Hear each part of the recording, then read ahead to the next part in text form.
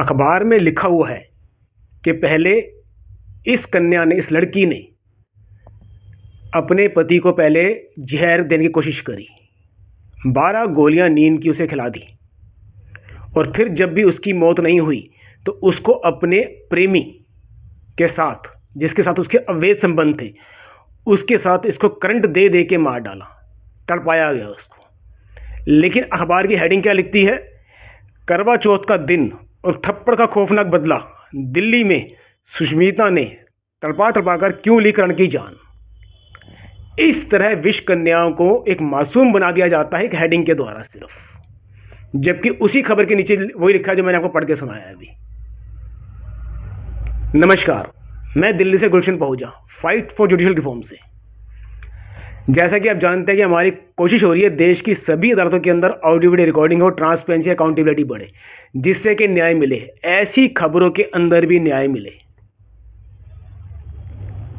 Cold blooded murder किया गया इसके अंदर। 3 महीने से उनकी साजिश चल रही थी कि कैसे करण को मारा जाए।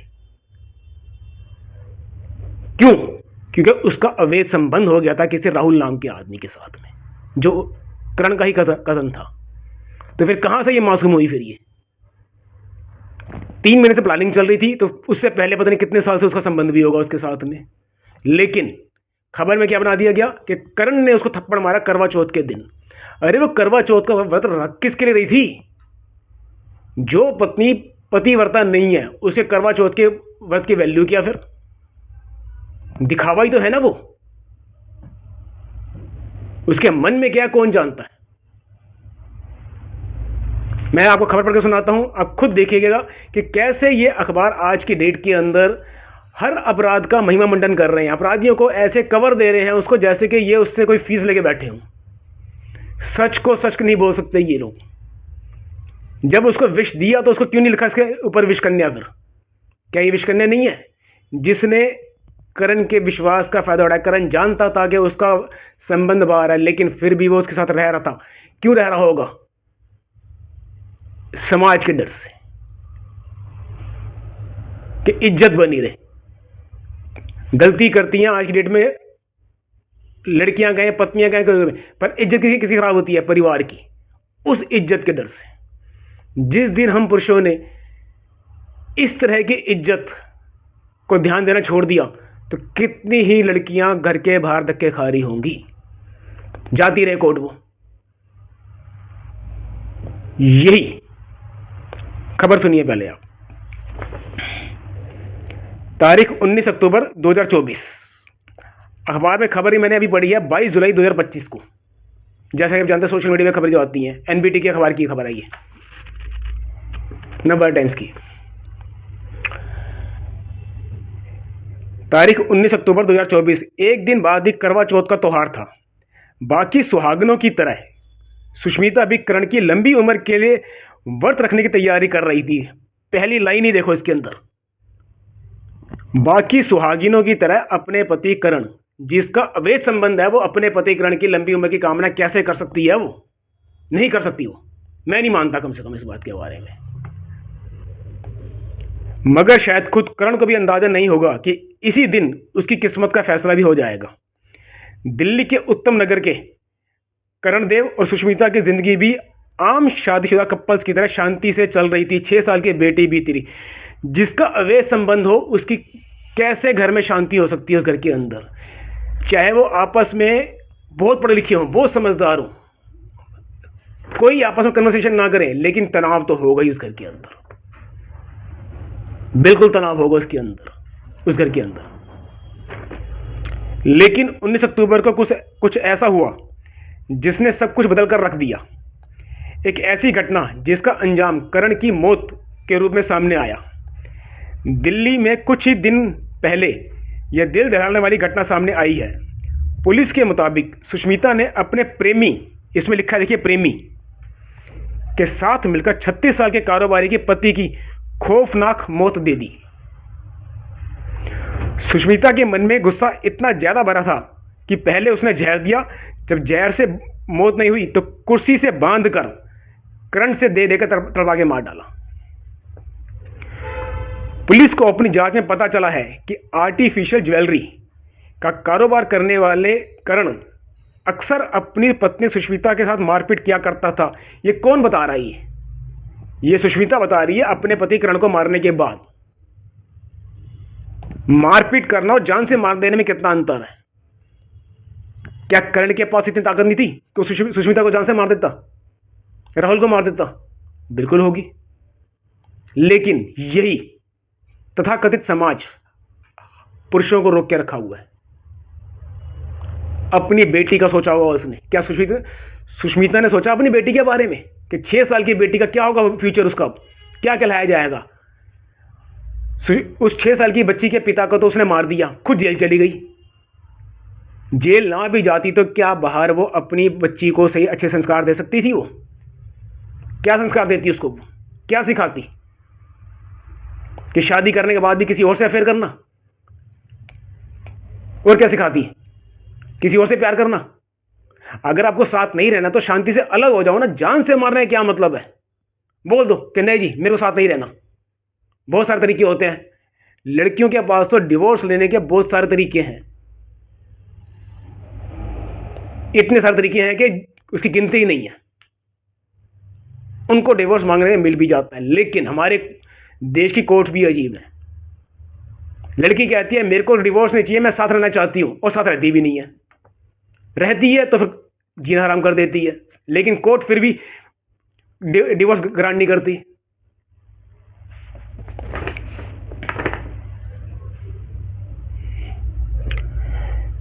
करण के ही पिछले साल सुष्मिता करवा चौथ का व्रत रखने की तैयारी कर रही थी। एक दिन बाद ही व्रत था, लेकिन करण ने फिर से हाथ उठाया और सुष्मिता को जोरदार थप्पड़ मार दिया। बस सुष्मिता का सब्र जवाब दे गया। सुष्मिता का सब्र जवाब दे गया एक थप्पड़ से। पर कितने टाइम से करण राहुल के साथ उसके अवैध संबंध के बारे में सोच के उसका सब्र जवाब नहीं दिया होगा क्या? उसकी मन की पीड़े की कोई अहमियत नहीं है। वो कैसे घुट घुट के जी रहा होगा अंदर अंदर से। इसी तरह अपराध का महिमा मंडन किया जाता है कि अपराधी का सब्र जवाब दे गया, पर जिसके साथ उसने धोखा किया उसके सब्र की कोई अहमियत नहीं है। समाज क्या है ये?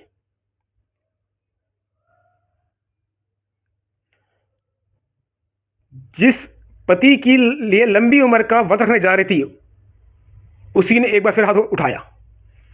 कैसे मान ले कि उसकी लंबी उम्र की कामना कर रही थी वो, जबकि अपने इसमें लिखा है कि वो राहुल के साथ ही आगे अपना फ्यूचर देख रही थी। तो लंबी उम्र की कामना से कैसे कर सकती है? उसको तो उसका पैसा चाहिए होगा, मकान चाहिए होगा, और किस लिए करेगी वो? कि राहुल उसको अपने घर ले जा नहीं सकता, या ले जा भी सकता हो तो क्या पता। करण के ही कजन से उसका प्यार हुआ। पुलिस अधिकारी के मुताबिक करण अक्सर मारपीट किया करता था। सुष्मिता इससे परेशान हो चुकी थी। इसी बीच उसकी नज़दीकियां करण के सौतेले भाई राहुल से बढ़ने लगी। बस सुष्मिता ने करण से छुटकारा पाकर राहुल के साथ नई जिंदगी शुरू करने के सपने देखने शुरू कर दिए। कितनी है ना अजीब सी बात ये, कि जिस बात को वो पंचायत में नहीं उठा सकी, अपने घर वालों को नहीं बता सकी, अगर करण उसको मारपीट करता होगा तो मैं कैसे मान लूं कि उसके मायके वालों ने उसको साथ नहीं दिया होगा।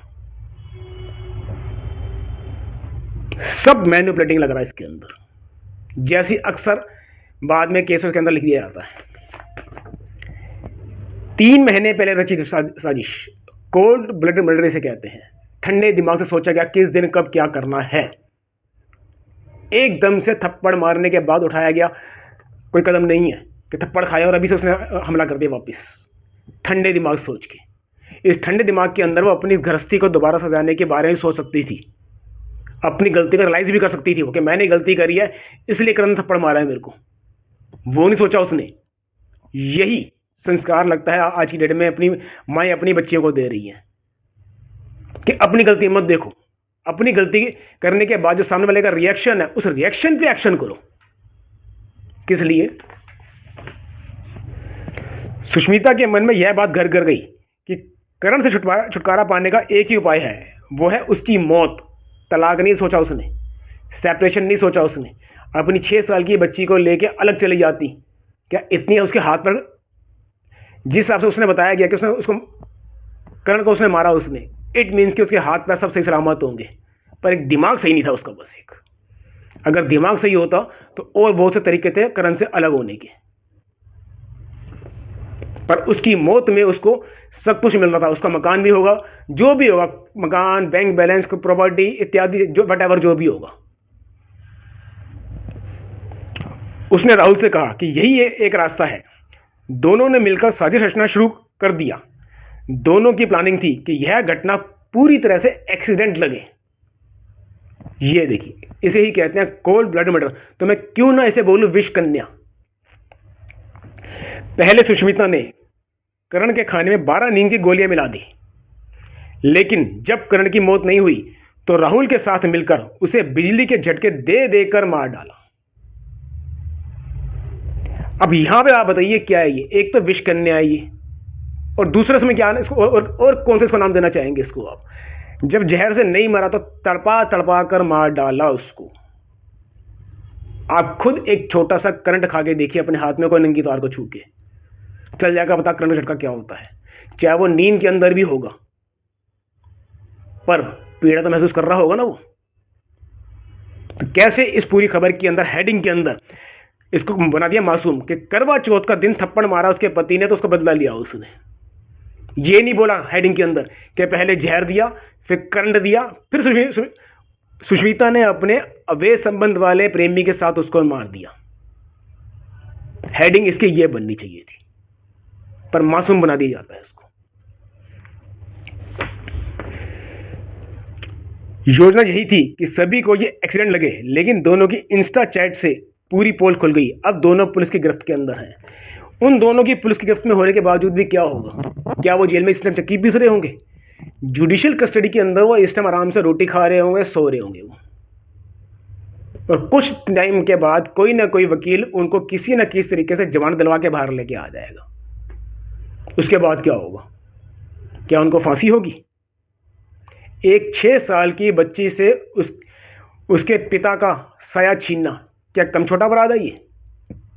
करण की जिंदगी लेना क्या कम छोटा अपराध है ये? क्या समझते हैं इसको? ये कहते हैं कानून सबके लिए बराबर होता है। कहां से कानून सबके लिए बराबर हो गया ये?